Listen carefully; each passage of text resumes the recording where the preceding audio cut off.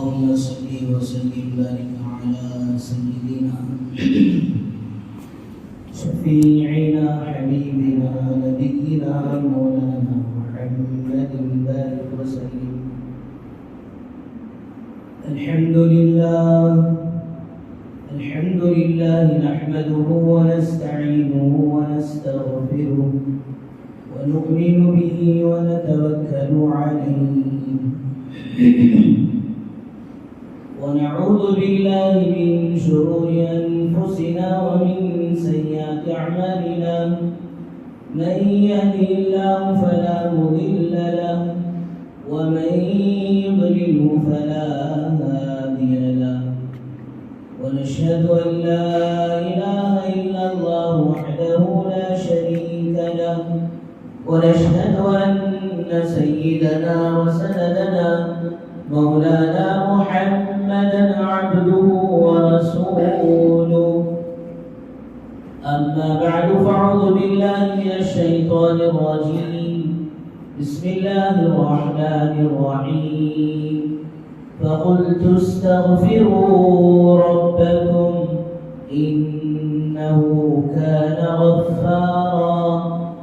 وقال رسول الله صلى الله عليه وسلم التائب من الذنب كمن لا ذنب له، أو كما قال عليه الصلاة والسلام.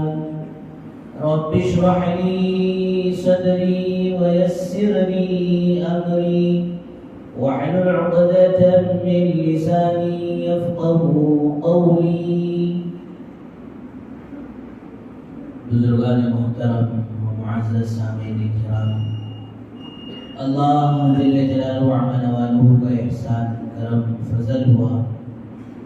اللہ تعالیٰ نے ہم سب کو اپنے گھر تک آنے کی توفیق نصیب فرمائی اور کچھ دین کی باتیں کہنے اور سننے کی توفیق و سعادت نصیب فرمائی.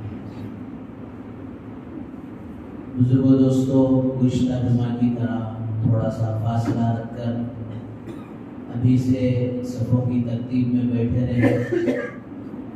حسب معمول یہ بیماری کے حالات کے تناظر سے صرف 15 منٹ ہی اردو بیان ہے اور پھر اس کے فوراً بعد عربی خطبہ اور نماز ہو جائے گی. بزرگوں دوستو، ہم سب دنیا میں نہ تو اپنے ارادے سے آئے ہیں اور نہ پھر ہم سب اپنے ارادے سے دنیا سے جائیں گے. اگر اپنے ارادے سے دنیا سے جانا ہوتا تو پھر لوگ عمر کو پہنچنے کے باوجود بھی جانا پسند نہیں کرتے. نواسوں کو دیکھنے کے بعد تمنا ہوتی کہ نواسوں کے اولاد کو بھی دیکھیں. پوتوں کو دیکھنے کے بعد تمنا ہوتی کہ ان کے اولاد کو بھی دیکھ لیں. 80 ہو گئی تو عمر سوچتے کہ سنچری مان لیں، اور 100 ہو گئی تو دلی چاہت اور تمنا یہ ہونے لگتی ہے کہ 125 کی بہاریں بھی دیکھ لیں. بہرحال نہ آنے میں ہمارا ارادہ ہے نہ جانے میں دنیا سے ہمارا ارادے کا دخل ہے. پھر دوستو، یہ درمیانی جو زندگی ہے اس میں ہمیں دیکھنا یہ ہے کہ یہ زندگی کا مقصد ہم طے کریں گے یا اللہ کی طرف سے طے شدہ جو مقصد زندگی ہے اس کو سامنے رکھ کر زندگی گزاریں. آج اللہ معاف فرمائے، الحمدللہ یہ تیسری وبا تو اتنی مہلک اور خطرناک ثابت نہیں ہوئی. اللہ کا بڑا احسان کرم، اس سے پہلے 2 مرتبہ وبائیں اپنی آنکھوں سے دیکھنے کے بعد ہول سیل طور پر اپنے گھرانے اور خاندان کے لوگوں کو دنیا سے جاتے ہوئے دیکھ کر بھی دوستو ہم عبرت حاصل نہیں کر سکے. بس ساری انسانیت کا ایک ہی مقصد، ایک ہی دوڑ دھوپ ہو گیا، وہ صرف اور صرف دنیا ہی دنیا ہے. صبح سے لے کر شام تک، شام سے لے کر صبح تک زندگی کا گویا یہی مقصد ہو گیا. اور اللہ تبارک و تعالی قرآن مجید میں اپنے بندوں کو عجیب و غریب انداز سے بارہا زندگی کے مقصد کو سمجھایا. ایک جگہ اللہ تعالیٰ نے فرمایا أَيَحْسَبُ الظَّمْآنُ مَاءً حَتَّى إِذَا جَاءَهُ لَمْ يَجِدْهُ شَيْئًا فَوَجَدَ اللَّهُ عِندَهُ فَوَفَّاهُ حِسَابَهُ وَاللَّهُ سَرِيعُ الْحِسَابِ. کہ آج ہم سب کی جو باغ دوڑ ہے، جس فکر کے لیے اور جس دنیا کے لیے ہماری دوڑ دھوپ ہے اور جس دنیا کے پیچھے ہم بھاگ رہے ہیں، اللہ تعالیٰ نے قرآن مجید میں مثال دے کر فرمایا کہ دیکھو تم راستے میں دور سے دھوپ کی تپش اور گرمی میں تمہیں پانی نظر آنے لگے گا. اَيَحْسَبُ الظَّمْآنُ مَاءً، تم گمان کرو گے کہ وہ پانی نظر آ رہا ہے، اور پھر اس پانی کو پانے کے لیے جب اس پانی کے پیچھے دوڑو گے دوڑتے دوڑتے فرمایا حَتَّى إِذَا جَاءَهُ لَمْ يَجِدْهُ شَيْئًا، کہ اس پوری دوڑ کے بعد کوئی پانی کا قطرہ تمہیں ہاتھ لگنے والا نہیں ہے. وہ تو دور سے تمہیں بادل اور دھوپ کی تپش پانی نظر آ رہی تھی. فَوَجَدَ اللَّهُ عِندَهُ، بلکہ اسی دوڑ و دھوپ میں انسان لگا رہتا ہے، اللہ کی طرف سے وہ اجل کا وہ موت کا وقت آ جاتا ہے. پھر وَوَفَّى اللَّهُ حِسَابَهُ، اللہ تعالیٰ پھر ساری زندگی کی کارگزاری لیں گے، پھر اللہ تبارک و تعالیٰ ساری زندگی کا حساب لیں گے. وَاللَّهُ سَرِيعُ الْحِسَابِ، اللہ تعالیٰ بہت جلد یہ حساب لینے والے. بہرحال بزرگوں دوستوں، قرآن نے کئی جگہ زندگی کے مقصد کو اور آخرت کی فکر کو بیان کرتا رہا، اور اللہ معاف فرمائے کہ ہم دوستوں غافل ہوتے رہے. اقترب للناس حسابهم وهم في غفلة معرضون، ارے حساب کا دن تو اور آخرت کا اور پھر حشر کا دن تو قریب ہے، لیکن انسان اس سے غافل ہوتا جا رہا ہے. ایک جگہ اللہ تعالیٰ فرماتے ہیں وَمِنَ النَّاسِ مَن يَعْبُدُ اللَّهَ عَلَىٰ حَرْفٍ فَإِنْ أَصَابَهُ خَيْرٌ اطْمَأَنَّ بِهِ، کہ میرے بندے تو میری عبادت کنارے کر رہا ہے، میری طرف سے کوئی بھلائی اور خیر پہنچتی ہے، اطمئن بھی تو مطمئن ہو جاتا ہے. اب اس موقع پر تیری زبان سے نکلتا ہے اللہ کا فضل ہے، اللہ کا احسان ہے، اللہ کا کرم ہے. وَإِنْ أَصَابَتْهُ فِتْنَةٌ، اور جب تجھے کوئی پریشانی اور مصیبت پہنچتی ہے، کبھی کرونا کی وبا پھیلتی ہے، اور پھر کبھی لاک ڈاؤن کا مسئلہ آتا ہے، اور تجارتیں کمزور پڑنے لگتی ہیں، تجارتیں ٹھپ ہو جاتی ہیں. وَإِنْ أَصَابَتْهُ فِتْنَةٌ، جب یہ مصیبت آتی ہے انقلب علی وجهہ، فرمایا دوستو اب آدمی اپنا چہرہ اللہ کی طرف سے، اپنا رخ اللہ کی طرف سے موڑ دیتا ہے. اللہ کہتے ہیں میرے بندے جا کہاں تک تو جائے گا؟ مشرق کے کنارے تک، مغرب کے کنارے تک، شمال کے کنارے تک، جنوب کے کنارے تک، جہاں تک جائے تو میری ہی ہوئے زمین میں آخر ہوگا. خسر الدنیا والآخرہ ذالک هو الخسران المبین. اللہ کہتے ہیں کہ میرے سے روگردانی کرنا. اس لیے اللہ والوں نے ایک اصول بیان کیا ہے، جب بھی بندے کو کسی طرح کی کوئی پریشانی، کوئی مصیبت، کوئی تکلیف، کوئی رنج، کوئی غم آ جائے، فرمایا اگر اس رنج و غم، مصیبت و پریشانی میں بندہ اللہ کی طرف رجوع کرتا ہے تو دوستو یہی پریشانیاں اور مصیبتیں، غم، فرمایا اس کے لیے اس کے حق میں رحمت بن جاتی ہے.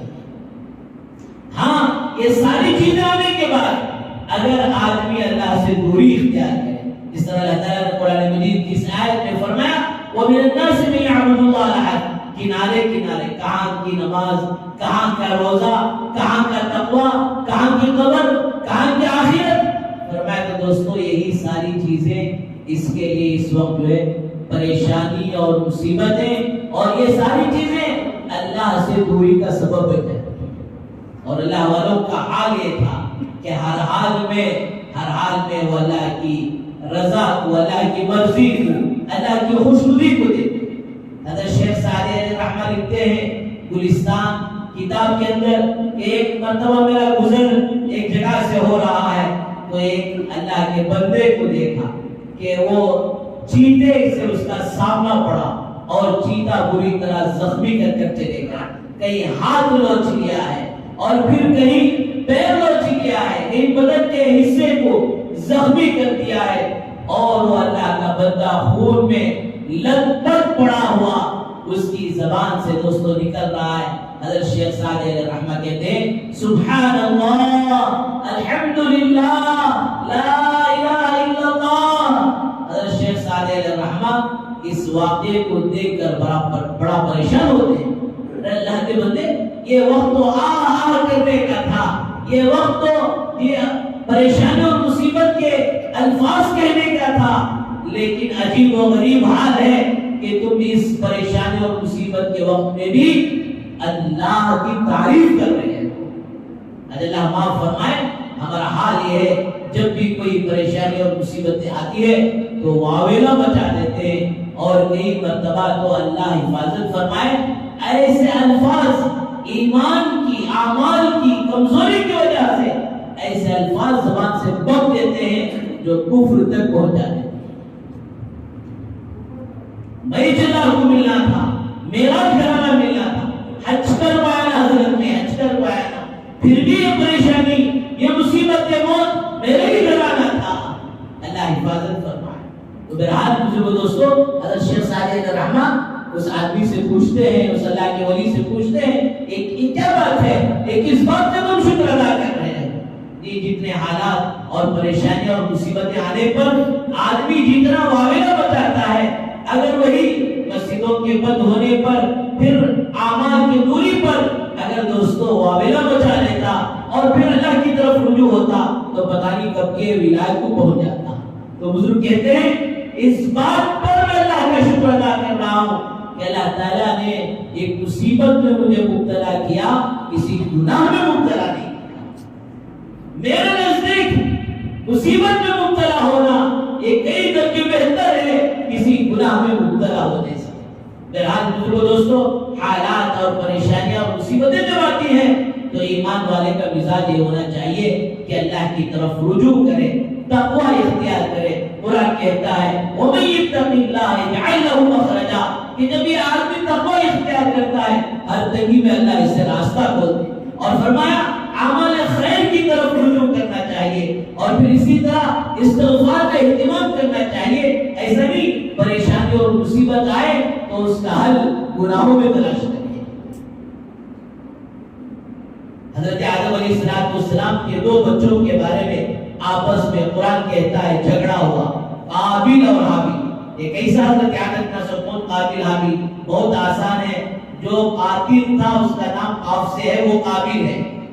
حضرت آدم علیہ السلام کی شریعت کے مطابق حابیل کا نکاح حضرت آدم علیہ السلام کی ایک بیٹی سے ہونا تھا، لیکن قابیل وہاں بیچ میں گیا اور یہاں تک کہ دوستو اپنے بھائی حابیل کا قتل بھی کر دیا۔ اور پھر اس نے اب سوال یہ پیدا ہوتا ہے کیا قابیل اپنے بھائی حابیل کو قتل کرنے کی وجہ سے وہ لڑکی اس کے لیے حلال بھی نہیں، وہ تو حرام ہی نہیں، قتل کرنے سے پہلے بھی حرام تھی اور اپنے بھائی کو قتل کرنے کے بعد بھی حرام ہی تھی۔ لیکن حضرات علماء نے لکھا ہے قیامت کے صبح تک جتنے دنیا میں قتل ہوں گے وہ ساروں کا وبال، وہ ساروں کا گناہ اس قاتل کو ہوتے ہوئے قابیل کو بھی وہی قرآن مجید میں حضرت یوسف علیہ السلام کا تذکرہ کیا۔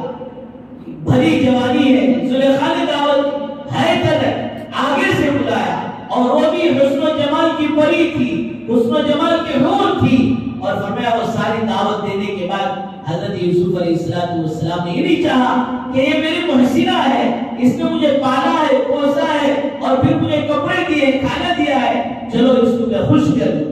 نہیں بلکہ فرمایا معاذ اللہ انہ ربی احسن مثوای انہ لا یفلح الظالمون۔